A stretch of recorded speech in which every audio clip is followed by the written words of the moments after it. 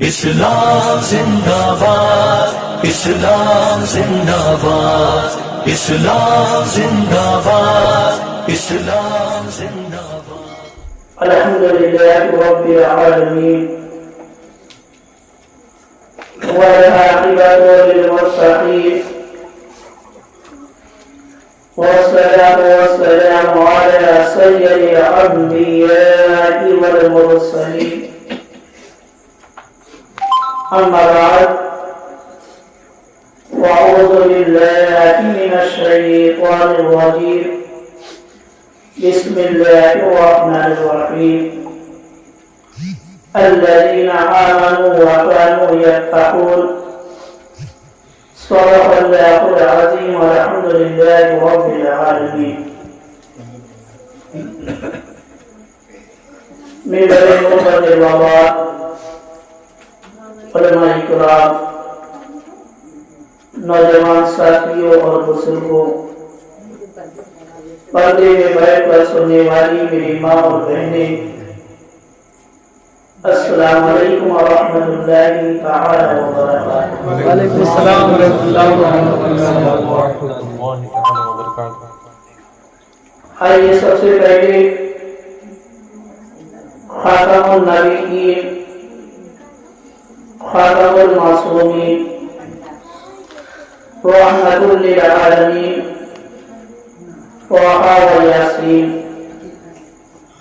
حضور کو نور سرکار دو عالم صلی اللہ تعالی علیہ وآلہ وسلم کی بارگاہ میں جھوم جھوم کا درود شریف کا ذرائع عقیدت پیش کرے، پڑھے بابا سے بولے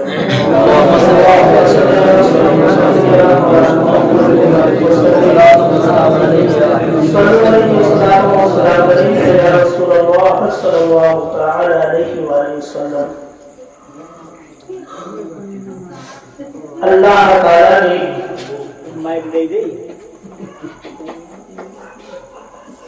اللہ تعالی نے اپنے محبوب کے صدقے میں، اپنے محبوب کے لاڈلے بیٹے شیخ عبدالقادر جیلانی رضی اللہ تعالی عنہ کو بہت ہی بلند، بہت ہی اعلیٰ مقام عطا فرمایا۔ آپ کی شان جو ہے بہت ہی نرالی ہے، بہت ہی انوکھی ہے، یہاں تک کہ آپ کے زمانے سے لے کر آج تک جو ہے آپ کی شان و عظمت پر کتابیں لکھی جا رہی ہیں، مگر ابھی تک جو ہے ایک باب مکمل نہیں ہوا ہے۔ اولیاء اکرام کی جماعت میں اگر کسی ولی کی سیرت پر، کسی ولی کی فضیلت میں سب سے زیادہ کتابیں لکھی گئی ہیں تو اس شخصیت کا نام، اس ذات کا نام جو ہے شیخ عبدالقادر جیلانی ہے۔ ذخیر کتابیں بھی لکھی گئی اور چھوٹی کتابیں بھی لکھی گئی، یعنی مختصر میں بھی آپ کی سوانح لکھی گئی اور ذخیر کتاب کی شکل میں بھی آپ کی سیرت جو ہے لکھی گئی۔ بس ضرورت یہ ہے کہ ہم ان کی سیرت کو پڑھنے والا بنیں، کیونکہ میرے مسلمان بھائیوں، ہم کسی بھی شخصیت کو اس وقت تک نہیں سمجھ سکتے ہیں جب تک ہم اس کی سیرت کو نہیں جانیں۔ جیسے مثال کے طور پر، اب اگر بیٹا اپنے باپ کے ساتھ، بیٹا اگر اپنے باپ کے ساتھ جو ہے زندگی کے چند لمحات نہ گزارے تو بیٹا کبھی یہ نہیں جان سکتا کہ میرے باپ کا کردار کیسا ہے، میرے باپ کا کردار کیسا ہے، میرے باپ کا اخلاق کیسا ہے۔ تو اسی طریقے سے کسی بھی شخصیت کو سمجھنے کے لیے یا تو اس کی صحبت پانا پڑے گا۔ اب ہم غوث اعظم کی صحبت تو نہیں پا سکتے ہیں کیونکہ آپ نے پردہ کر لیا ہے۔ اب آپ کی شخصیت کو سمجھنے کے لیے، آپ کے مقام و مرتبے کو سمجھنے کے لیے آپ کی سیرت کو پڑھنا پڑے گا، تب جو ہے سمجھ میں آئے گا کہ آپ کا مقام کتنا بلند ہے، آپ کو اللہ تعالیٰ نے کیسی شان عطا فرمائی ہے۔ آؤ دیکھو میرے مسلمان بھائیوں، حضرت شیخ عبد القادر جیلانی رضی اللہ تعالی عنہ جو ہے، آپ حسنی سید ہیں، آپ حسینی سید، یعنی آپ نجیب الطرفین سید۔ آپ کا جو سلسلہ نسب ہے وہ حضرت امام حسن تک بھی جاتا ہے، اور آپ کا جو سلسلہ نسب ہے وہ حضرت امام حسین تک جاتا ہے۔ ایک طرف تو حضرت امام حسن مصنع سے ہوتے ہوئے امام حسن تک جاتا ہے، اور دوسری طرف جو ہے حضرت امام زین العابدین سے ہوتے ہوئے حضرت امام حسین تک جاتا ہے۔ یعنی آپ حسنی سید ہیں، آپ حسینی سید ہیں، آپ نجیب الطرفین سید ہیں۔ مگر میرے مسلمان بھائیوں، غوث اعظم کی شان دیکھیں، آپ جہاں پر حسنی حسینی سید ہے، آپ کی یہ شان تو نرالی ہی نرالی ہے، مگر اسلام کے اندر جو ہے 4 نہریں ہیں۔ اسلام کے اندر 4 نہریں ہیں۔ ایک نہر کو جو ہے صدیقی نہر کہا جاتا ہے، ایک نہر کو جو ہے فاروقی نہر کہا جاتا ہے، ایک نہر کو جو ہے عثمانی نہر کہا جاتا ہے، اور ایک نہر کو جو ہے علوی نہر کہا جاتا ہے۔ یہ 4 نہریں جو ہے اسلام کے اندر ہیں۔ مگر اب دیکھو میرے مسلمان بھائیوں، ان نہروں کی سوتیں جو ہے 4 مقام سے نکلتی ہیں۔ ان نہروں کی سوتیں جو ہے 4 مقام سے نکلتی ہیں، مگر آ کر جمع جہاں پر ہوتی ہے اس شخصیت کا نام جو ہے عبد القادر جیلانی۔ میرے آقا غوث کے سینے پر آ کر جو ہے صدیقی نہر ختم ہو جاتی ہے، علوی نہر ختم ہو جاتی ہے، فاروقی نہر جو ہے ختم ہو جاتی ہے، اور عثمانی نہر جو ہے میرے آقا غوث کے سینے پر آ کر ختم ہو جاتی ہے۔ اب یہاں سے جو سلسلہ آگے چلتا ہے اسی سلسلے کو جو ہے قادری سلسلہ کہا جاتا ہے۔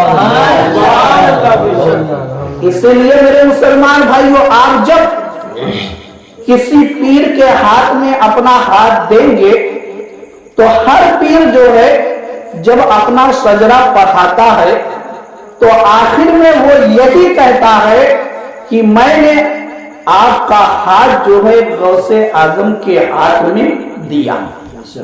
ہر پیر آخر میں یہی کہتا ہے کہ میں نے اپنے ہاتھ کے ذریعے سے جو ہے تمہارا ہاتھ جو ہے غوث اعظم کے ہاتھ میں دیا۔ تو معلوم کیا ہوا کہ اگر تمام نہروں کا کوئی منبع ہے تو اس منبع کا نام جو ہے غوث اعظم ہے، عبد القادر جیلانی۔ یہ شان ہے میرے آقا غوث، یہ شان ہے میرے آقا غوث، اور یہ تو میرے آقا کے لاڈلے بیٹے ہیں، اور ایسے بیٹے ہیں، ایسے بیٹے ہیں کہ آپ کی شان و عظمت پر جو ہے میرے آقا کو بھی فخر ہے، میرے آقا کو بھی فخر ہے. میرے آقا نے خود جو ہے غوث اعظم کی عظمت پر فخر کیا ہے, شان پر فخر کیا ہے. معلوم ہے میرے مسلمان بھائیوں, اور یہ فخر جو ہے میرے آقا نے اپنے امتیوں کے درمیان نہ کی بلکہ حضرت موسیٰ علیہ السلام کے سامنے کیا ہے. حضرت موسیٰ علیہ السلام کے سامنے کیا ہے. میرے آقا غوث خود فرماتے ہیں کہ ایک مرتبہ جو ہے میں بغداد کی سرزمین پر جلوہ گر تھا. میں بغداد کی سرزمین پر جلوہ گر تھا. میں ایک تخت پر بیٹھا ہوا تھا. میرے آقا سرکار دو عالم صلی اللہ تعالی علیہ وآلہ وسلم کی زیارت ہوئی. میرے آقا غوث فرماتے ہیں کہ مجھے میرے جد امجد میرے آقا سرکار دو عالم صلی اللہ تعالی علیہ وآلہ وسلم کی زیارت ہوئی.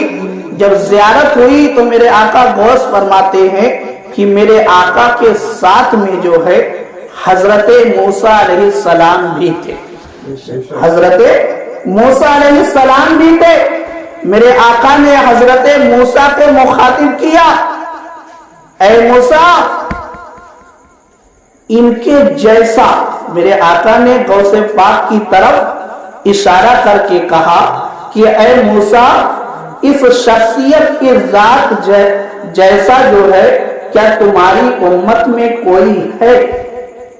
میرے آقا نے حضرت موسیٰ سے کہا کہ اے موسیٰ اس شخصیت جیسا, اس ذات جیسا جو ہے کیا تمہاری امت کے اندر کوئی ہے؟ یعنی غوث اعظم جیسا کیا تمہاری امت کے اندر کوئی غوث ہے؟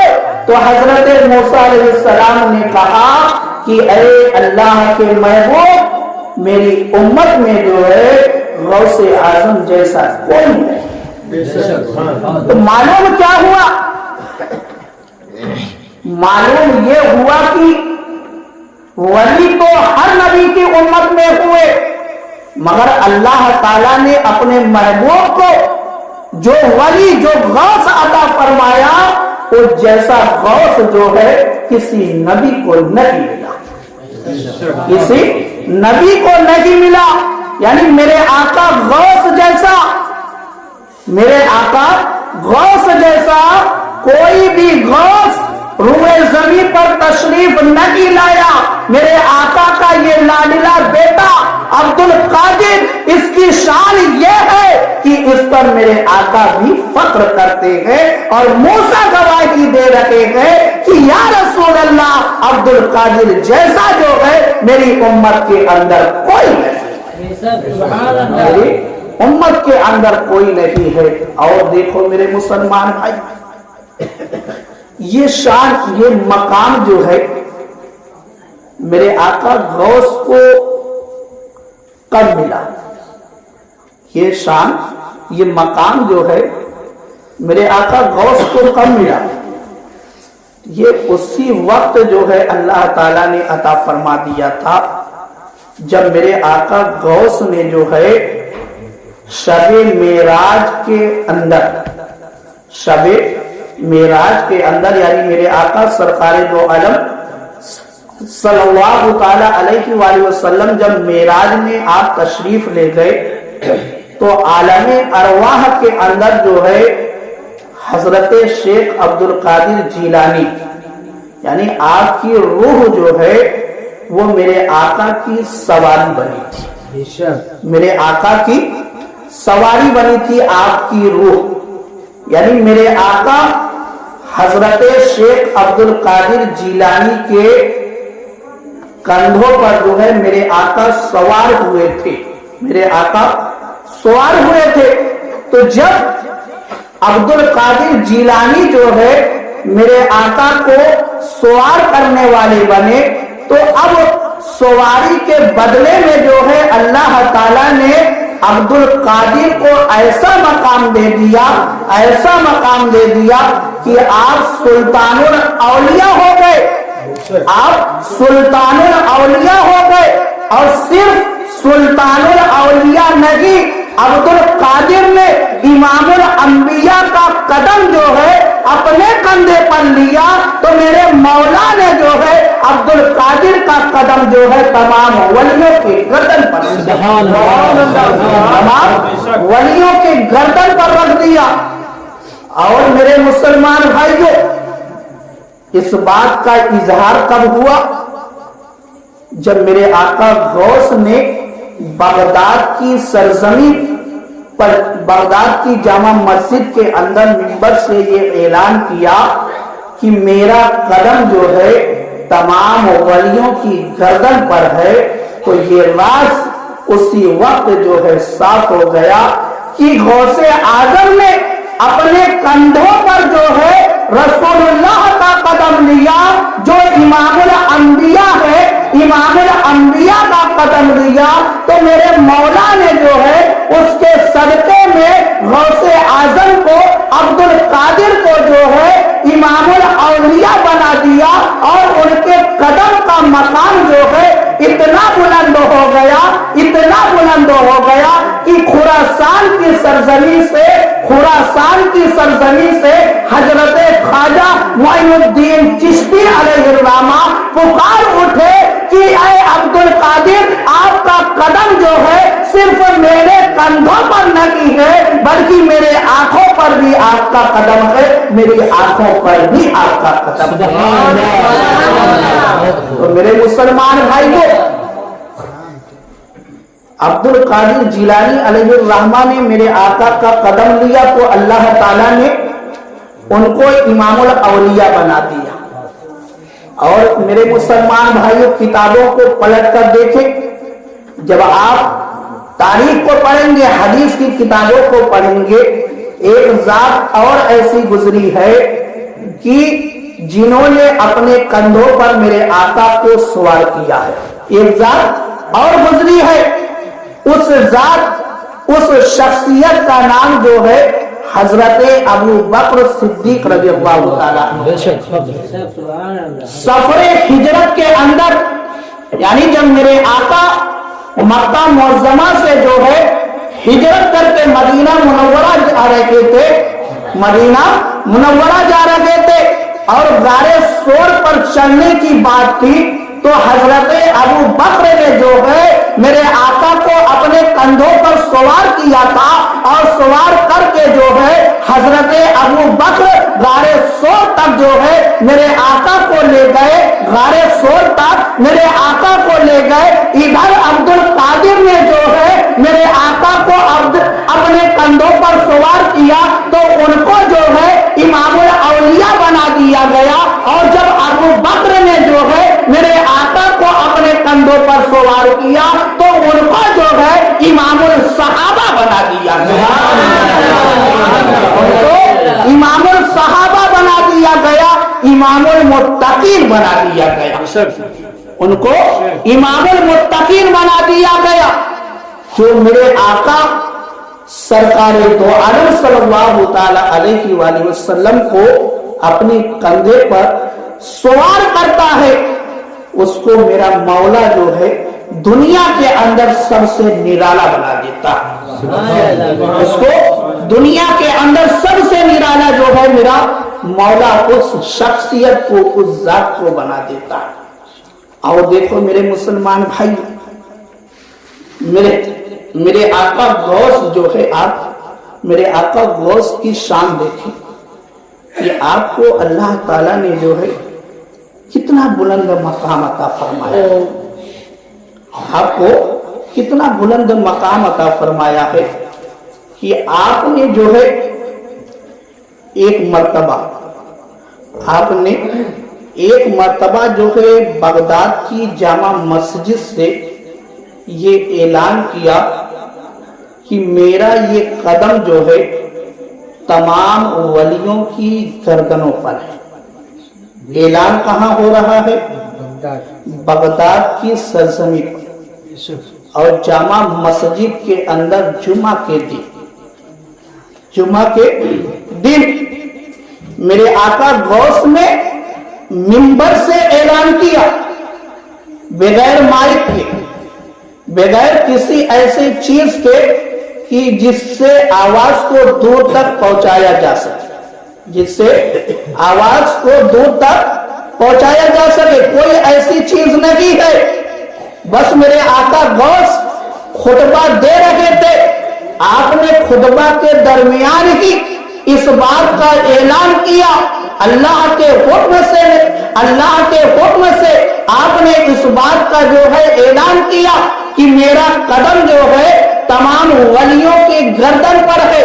اب میرے مسلمان بھائیوں، میرے آقا غوث نے جامع مسجد سے اعلان کیا، اور ادھر خراسان کی سرزمین یعنی ہندوستان کے اندر جو ہے حضرت خواجہ غریب نواز علیہ الرحمہ پہاڑ کی ایک کوہ کے اندر جو ہے آپ اللہ کی عبادت میں مصروف تھے۔